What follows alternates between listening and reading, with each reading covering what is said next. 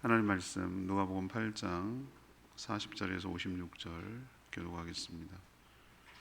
누가복음 8장 40절에서 56절입니다. 오늘은 2월 9일 목요일 아침입니다. 2월 9일자 본문 누가복음 8장 40절에서 56절, 신약성경 104쪽 정도 되겠습니다. 누가복음 8장 40절에서 56절 교독합니다. 예수께서 돌아오심에 무리가 환영하니 이는 다 기다렸음이로라.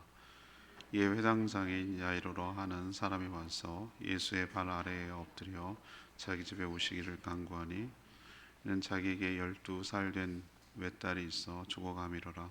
예수께서 가실 때에 무리가 밀려들더라. 이에 12해를 혈루증으로 앓는 중에 아무에게도 고침을 받지 못한 여자가 예수의 뒤로 와서 그의 옷가에 손을 대니 혈루증이 즉시 그쳤더라. 예수께서 이르시되 내게 손댄 자가 누구냐 하시니 다 아니라 할 때에 베드로가 이르되 주여 무리가 밀려들어 미나이다. 예수께서 이르시되 내게 손을 댄 자가 있도다. 이는 내게서 능력이 나간 줄 알미로다 하신대 여자가 스스로 숨기지 못할 줄 알고 떨며 나와 엎드려 그 손댄 이유와 곧 나은 것을 모든 사람 앞에서 말하니 예수께서 이르시되 딸아 내 믿음이 너를 구원하였으니 평안히 가라 하시더라. 아직 말씀하실 때에 회당장의 집에서 사람이 와서 말하되 당신의 딸이 죽었나이다. 선생님을 더 괴롭게 하지 마소서 하거늘 예수께서 들으시고 이르시되 두려워하지 말고 믿기만 하라. 그리하면 딸이 구원을 얻으리라 하시고 그 집에 이르러 베드로와 요한과 야고보와 아이의 부모 외에는 함께 들어가기를 허락하지 아니하시니라. 모든 사람이 아이를 위하여 울며 통곡하며 예수께서 이르시되 울지 말라. 죽은 것이 아니라 잔다 하시니 그들이 그 죽은 것을 아는 거로 비웃더라. 예수께서 아이의 손을 잡고 불러 이르시되 아이야 일어나라 하시니 그 영이 돌아와 아이가 곧 일어나거늘 예수께서 먹을 것을 주라 명하시니 그 부모가 놀라는지라. 예수께서 경고하사 이 일을 아무에게도 말하지 말라 하시니라. 아멘. 어제 이어서 돌아왔다라는 얘기는 거라사 지방에서 다시 돌아왔다는 뜻입니다. 회당장 야이로라는 사람이 예수님께 엎드려서 자식이 자기 집에 오시기를 간구를 했습니다. 외동딸이 위독에 있기 때문입니다. 예수님이 그 집으로 갈 때에 12해 동안 혈루증을 앓는 여인이 예수님의 옷에 손을 대었고 즉시 나았습니다. 예수님이 누가 내 옷에 손을 댔는지 물었고 그녀는 숨길 수 없어 자초지종을 다 설명을 합니다. 그 사이에 해당장 딸이 죽었다는 소식이 전해졌고 이제 소용없다라고 얘기를 했으나 예수님께서는 믿기만 하라 하시며 집으로 가서 그 죽은 외동딸을 살려내는 이야기, 이 스토리가 오늘 전체적인 내용입니다.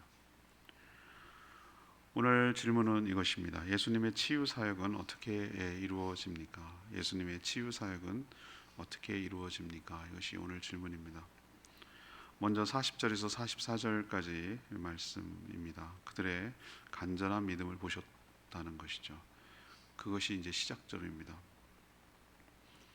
오늘 이야기는 두 가지 에피소드가 절묘하게 맞물려 섞여 있지만 공통점이 있다면 예수님께서 치유 사역을 하신다는 공통점이 있습니다. 둘의 공통점을 또 보자면 그들의 간절한 믿음이 있었습니다. 믿음은 간절함으로 드러나고 간절함은 그 행위로 표현이 됩니다. 예수님이 거라사 지방에서 환영하지 않고 떠나기를 간청해서 거기 머물러 있지 않고 돌아옵니다. 그러자 거라사 지방과는 정말 대조가 되도록 아마 가버나움으로 돌아오신 것으로 보이는데 예수님을 간절히 기다리는 사람이 40절에 보니까 엄청 많았어요. 환영하고요. 또 간절히 기다렸기 때문에 정말 기뻤어요. 다양한 이유 때문에 예수님을 찾았죠. 그리고 몰려들었죠. 그러나 그런 상황, 예수님을 필요로 하는 사람들이 한둘이었겠어요? 그런 상황에서 누가 더 간절한가의 문제인 것 같아요. 정말 다급하고 생명이 관계되어 있고 시간이 별로 없다라고 생각하면 여러분 아마 더한 것도 할 겁니다. 근데 우리가 어떤 느낌을 받냐면, 저는 오늘 이 얘기를 들으면서 간절함과 절박함이 없어요. 되면 좋고 뭐 아니어도 할 수 없고 뭐 그런 거지 뭐, 이런 거예요. 근데 왜 간절함과 절박함이 없을까라는 생각을 제가 가만 생각해 봤는데, 예수님을 온전히 신뢰하지 못하고 다른 방법도 찾아내려고 하고 그냥 스스로 자기가 자위하면서 위로하고 다른 포기할 방법과 명분을 찾는 것 같아요. 그래서 예수님께 이렇게 수많은 사람이 있는데, 여러분 해당장 야이로 하는 거 보세요. 먼저 치고 나가잖아요. 엎드리잖아요. 그 앞에 먼저 선점하잖아요. 왜? 아니면 내 딸이 죽거든. 절박하거든. 간절하거든. 당시 회당장은 나름 그 지역 사회에서 존경받는 어른이었습니다. 그러나 그는 12살 먹은 외동딸이라는 얘기는 남자아이가 없고 그 딸 하나밖에 없는데 죽어가는 거예요. 이 아이를 살려야 되겠다는 생각밖에 없어요. 딴 생각 없어요. 자기 체면, 자기 지위 이런 거 다 필요 없어요. 딸만 살릴 수 있다면 아마 더한 것도 했을 것이에요. 그런 절박함과 간절함과 믿음이 우리 가운데 있느냐는 거예요. 우리가 왜 우리 삶의 문제는 해결되지 못하지? 우리는 왜 내 삶에 기적 같은 게 없지? 왜 나의 삶의 문제는 해결되지 못하지? 라는 생각을 가만히 보면 아직 먹고 살만해서 그래요. 스스로 해결할 수 있다고 보는 거예요. 다른 방법도 있다고 보는 거예요. 예수님 아니어도 되는 거예요. 내 체면이 더 중요해요. 절박함이 없으니 엎드려지지 않아요.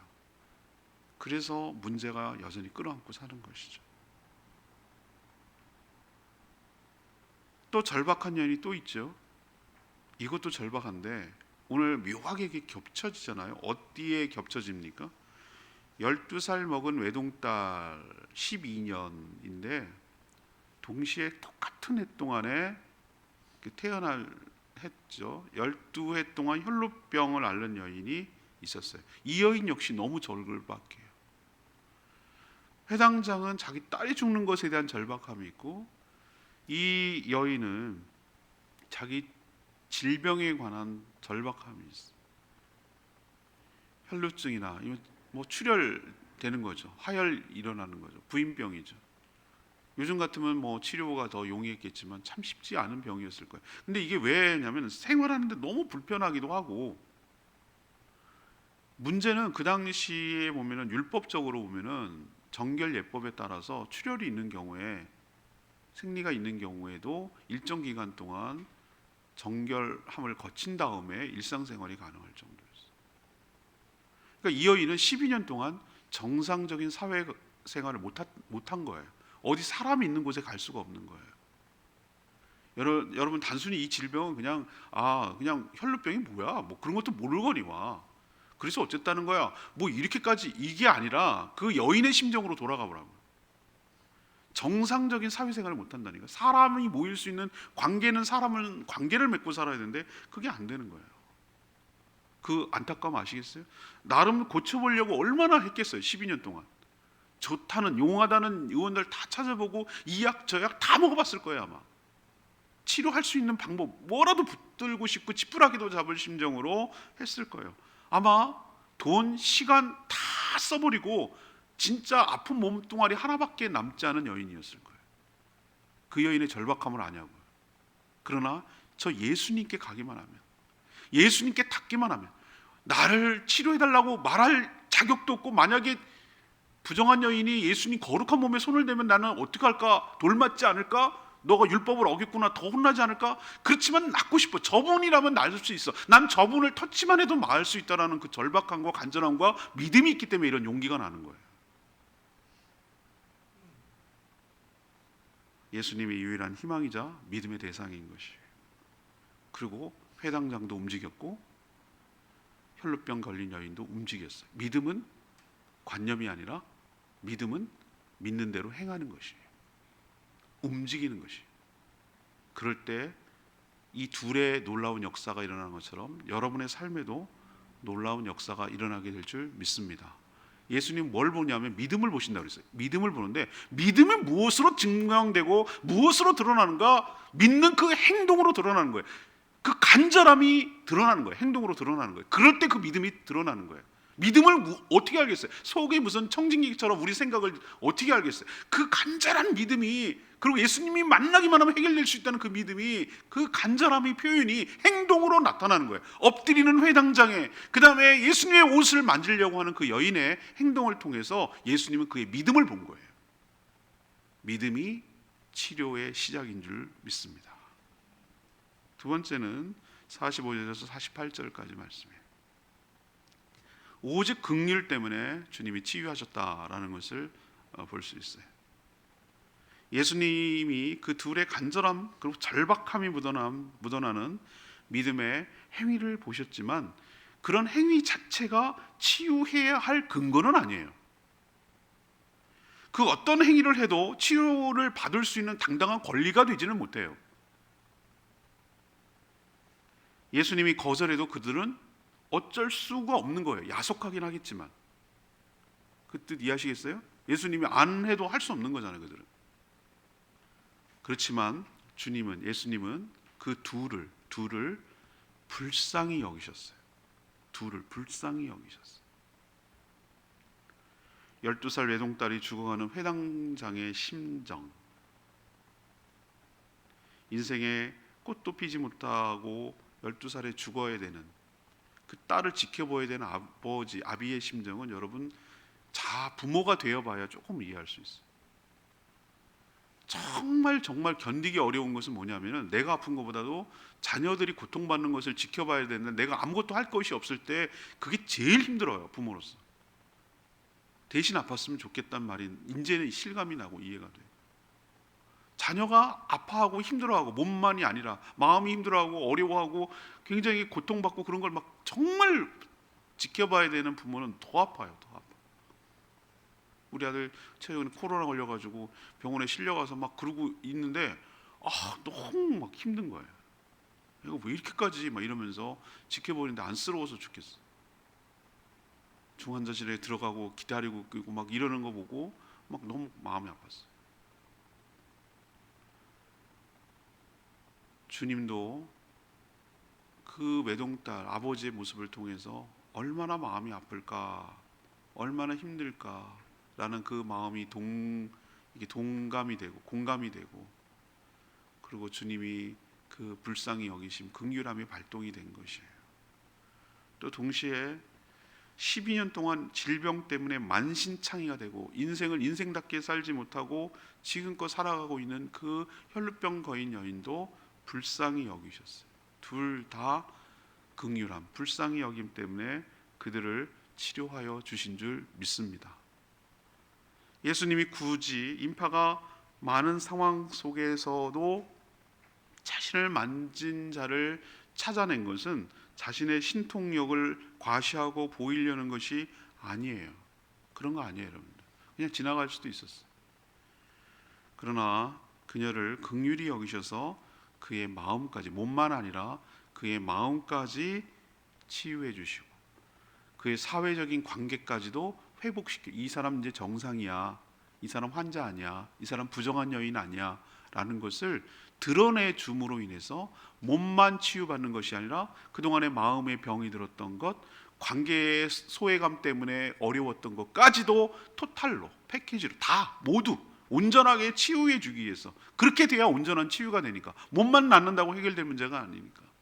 그래서 예수님께서 그 온전한 치유를 위해서 그녀에게 찾아냈고 누구라고 알려줬고 드러나도록 했고, 그 밑바탕에는 예수님의 긍휼함이 있었기 때문인 줄 압니다. 죽은 아이를 살리셔서 먹을 것을 주라고 이렇게 말씀하시는 것을 볼 때, 이것은 이 아이가 확실히 살았어, 내가 살려냈어 라는 것을 과시하려는 것이 아니라, 이 아이가 병들어서 그동안 제대로 먹지 못하고 얼마나 배고프고 배가 고프고 그럴까라는 생각 때문에, 그것까지도 저는 제 생각에는 그것까지도 배려하고 챙겨주시려는 예수님의 긍휼하심, 이런 세밀하심, 그런 아주 자세한 부분까지도 생각하고 배려하시는 주님의 긍휼하심이 저는 엿볼 수가 있어요. 이 둘만 그렇게 긍휼히 여기실까? 저희는 하나님의 긍휼을 간절히 사모하고 매일매일 간절히 사모합니다. 우리도 애완동물을 잘 거두고 챙기고 보듬어 주죠. 모든 살아있는 것들은 사랑을 먹고 살아가게 돼 있어요. 사랑은 관심으로 나타나고 배려하는 걸로 나타나고 세세하게 그 사람 입장에서 챙겨주는 것으로 나타나요. 신들레 그러죠. 그냥 은근하게 배려해주고 너 생각해주고 너 챙겨주고 있어. 너 마음속에 생각하고 있어. 그렇게 자세하게 하는 그 밑바탕에는 사랑하는 마음, 사랑하는 마음이 긍휼의 마음, 측은히 여기는 마음, 불쌍히 여기는 마음. 아휴, 딱하지 오죽하면 이렇게 여기는 그 사람에 대한 연민, 사람에 대한 긍휼함이 예수님께도 있기 때문에 우리가 오늘도 숨쉬고 살아가는 줄로 믿습니다. 그들만 터치하겠냐고요? 이들만 하나님의 긍휼하심을 여기겠냐고요? 우리도 하나님께서 긍휼히 여기셔서 아이고 애쓴다 애써, 딱하다 딱해, 그래 내가 알지 네가 얼마나 힘들어하고 어느 부분이 연약한지, 어디가 너무 취약해가지고 늘 고민하고 어려워하는지, 뭐 때문에 전전긍긍하고 이것 때문에 남들은 쉽다고 하고 금방금방 쉽게 하는 거, 너는 그게 너무 힘든 거지 내가 알지. 넌 그것 때문에 크게 인생이 정말 아킬레스건처럼 잡혀가지고 발목이 잡혀서 힘들게 살아온 거 내가 알고 있지. 주님이 우리를 긍휼히 여기시는 거예요. 그래서 우리를 터치하시고 우리를 다루시고 우리를 회복시키시고 우리를 온전하게 하시는 이유는 딴 것 때문이 아니라 우리를 불쌍히 여기심 때문인 거 기억하시고, 오늘도 간구하고 기도할 때에 하나님 오늘도 저를 불쌍히 여겨 주시옵소서, 저를 긍휼히 여겨 주시옵소서, 이런 간구를 하는 저와 여러분 되기를 소망합니다. 세 번째는 무엇인가? 48절에서 16절까지 말씀, 49절에서 56절입니다. 두려움을 평안으로 바꿔주신 줄로 압니다. 두려움을 평안으로 바꿔주셨어요. 예수님이 자신을 만진 여인을 기어이 찾아낸 이유가 뭐라고 그랬죠? 그녀는 몸은 나았을지 모르지만 심리적, 사회적, 율법적인 문제까지 풀어줘야 했어요. 일종의 그녀가 완치되었다라는 것을 공인해 줄 필요가 있었어요. 확증을 시켜줘야 할 필요가 있었어요. 그래서 오늘 뭐라고 얘기를 했습니까? 50절에 두려워하지 말고 뭐하라? 너를 구원하였으니. 그 여인에게 뭐라고 그랬죠? 평안히 가라. 48절에 따라 내 믿음이 너를 구원하였으니 뭐하라? 평안히 가라. 평안히 가라. 그녀에게 평안, 곧 온전한 샬롬까지 주고 싶으셨던 것이 주님의 마음이에요. 그 사이에 회당장의 외동딸이 결국 죽었다는 소식이 전해옵니다. 이제 끝났다는 거죠. 번거롭게 하지 말라는 것이죠. 그러나 예수님 뭐라고 또 50절에 얘기합니까? 두려워하지 말고 뭐하라? 믿기만 하라. 두려워하지 말고 믿기만 하라. 죽음은 인간이 갖는 가장 큰 두려움이고 절망입니다. 죽었잖아. 끝났잖아. 이제 소용없잖아. 인간이 겪는 가장 큰 절망이 죽음이죠. 죽으면 끝났다고 생각하는 자들은 소녀가 살아나는 현장에 들어오지 못하도록 하셨어요. 왜? 불신 가운데 있으면 기적의 현장을 보지 못한다는 거예요. 믿음이 없어 비웃는 자들은 이 현장을 보지 못했어요. 그러나 예수님은 죽은 아이를 마치 자는 아이처럼 깨워서 살려냈어요. 떠나간 영혼이 다시 돌아왔어요. 예수님은 우리에게 치유해 주셔서 진짜로 주고 싶은 것은 무엇인가? 샬롬, 평안, 진정한 평안. 뭔가에 눌림이 없고 뭔가에 묶임이 없고 든든한 믿는 구석이 있어서 누리는 자유로움, 평안, 샬롬, 샬롬, 샬롬 하는 그 샬롬. 아무 일 없어서, 동양에서 말하는 무탈함, 아무 일 없기 때문에 평안이 아니라 여러 가지 어려움들이 있지만 믿는 구석이 있기 때문에 하나님이 나를 끝까지 이런 식으로 긍휼히 여겨주시고 불쌍히 여겨주셔서 나를 보듬어 주시고 보살펴 주시리라는 믿음 속에서 누리는 평안, 샬롬, 이것을 우리에게 진정으로 주고 싶으셔서 우리를 치유하시고 회복시키시고 일으켜 주시는 줄로 믿습니다. 제가 늘 몇 번이고 말씀드렸죠. 사진 전시회 갔는데 너무 인상 깊은 사진 제목이 작가의 작가 정신과 주제를 보여주는데, 막 나무가 큰 바람에 나무 위에 백론지 외갈인지 흰새가 있잖아요. 그 새가 이렇게 둥지를 있어서 막 휘청휘청 나무가 휘청거리는 게 느껴져요. 어미새가 이렇게 새끼들을 날개로 보호하고 있어요.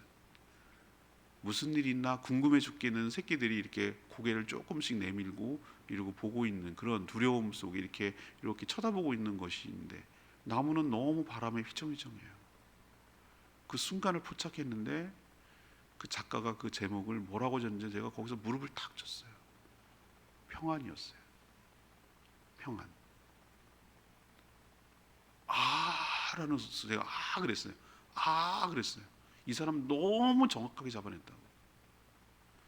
아무 문제 없는 것이 평안이 아니고, 나무가 부러질 것 같고 바람이 휘청해서 다 망가질 것 같고 위험천만하고 위기 속에서 어미새의 안정감, 어미새의 보호 가운데 있는 새끼가 누리는 그 평안, 그게 진짜 평안이구나. 주님이 나의 날개 아래, 주님의 날개 아래 우리를 보호하시고 오늘 하루도 인도하여 주시고 우리에게 오늘도 선포하고 계세요. 두려워하지 마라. 오늘도 얼마나 두려울 일이 많이 생길까? 무슨 일이 생길까? 또 어떤 일이 생길까? 긴장하고 두렵고, 끝났는데, 이제 소용없는데, 이제 다 죽었잖아, 끝났잖아 라고 생각하는 그 절망감과 두려움 속에 살아가는 우리들에게 주님이 이 말씀을 해주고 싶은 거예요. 두려워하지 마라. 믿기만 하라. 너를 구원을 받을 것이다. 그리고 평안히 가라. 이것이 주님이 오늘 우리에게 주시는 하나님의 생생한 살아있는 말씀인 줄로 믿습니다. 오늘 저는 레마의 말씀이 48절, 예수께서 이르시되 따라 내 믿음이 너를 구원하였으니 평안히 가라 하시니라. 예수님이 굳이 자신의 옷을 만진 여인을 찾아내고 모든 사람 앞에서 고백하게 만든 것은 그녀에게 망신을 주거나 자신의 능력을 과시하려는 것이 결단코 아닙니다. 그녀를 찾아내지 않아도 이미 오늘 성경 표현에 의하면 질병이 이미 떠나갔다고 했어요. 이미 떠나갔다고 했어요. 이미 떠나갔다. 성경에 분명히 표시되어 있어요. 그러나 사람은 질병의 치료로만 모든 문제가 해결되지 않아요. 그거 여러분 아시죠? 병만 나았다고 해결되는 게 아니에요. 질병보다 더 큰 문제는 무엇입니까? 죄의 문제예요. 죄의 문제를 해결해야 되는 것이죠. 그래서 예수님은 믿음이 너를 구원하였으니 라고 표현하는 거예요. 질병뿐만 아니고 죄악에서, 연약함에서, 사단의 권세에서, 모든 두려움에서 너를 끄집어냈다, 구원했다는 거예요. 성경은 항상 일관성 있게 관통하는 주제, 진리가 믿음이 너를 구원한다는 거예요. 여러분도 주님으로부터 구원을 얻고 평안을 얻는 축복이 여러분 삶 가운데도 있게 되기를 간절히 축복합니다. 오늘 말씀 붙들고 기도하기 전에 찬양지 299장 찬양지 부르고 기도하겠습니다. 찬양지 299장.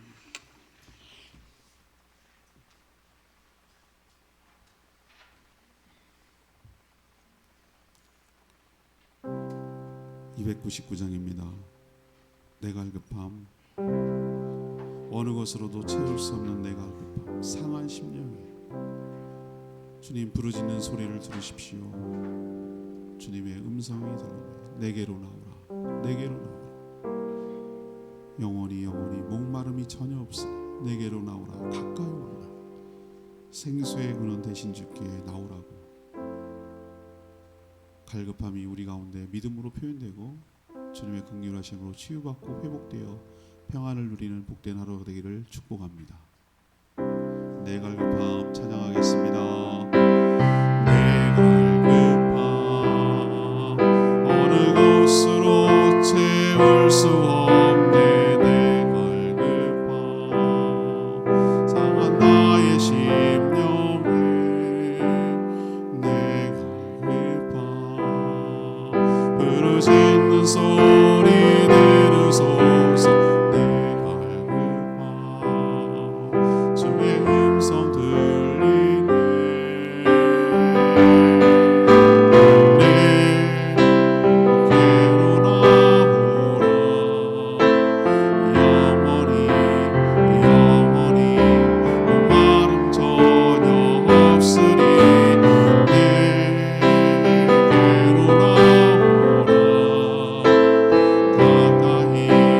가까이 생수의 근원 되신 주께 내게로 나오라. 영원히 목마름 전혀 없으리. 내게로 나오라. 가까이 생수의 근원 되신 주께.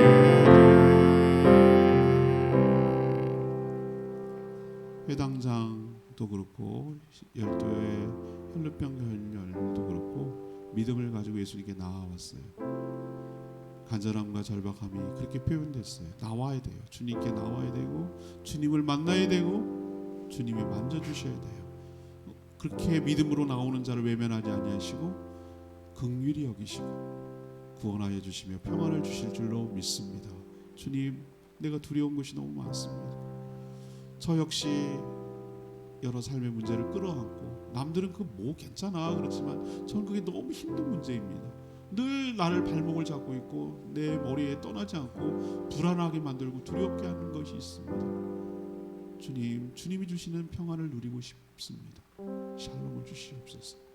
문제가 없는 가운데서 샬롬이 아니라 문제가 있으면서도 주님이 내 날개 아래, 주님의 날개 아래 나를 보호하심으로 느끼는 평안을 누리게 하여 주시옵소서. 그렇게 간절히 나아갈 때 주님께서 여러분의 마음 가운데도 평안을 주실 줄로 믿습니다. 다 같이 주여 외치며 기도합니다. 주여 하나님, 내 갈급함 어느 곳으로 채울 수 없네. 내 갈급함 상한 나의 심령에 내 갈급함 부르짖는 소리 들으소서. 내 갈급함 주의 음성 들리네. 내게로 나오라. 영원히 목마름 전혀 없으리. 내게로 나오라. 가까이 생명의 근원 되신 주께.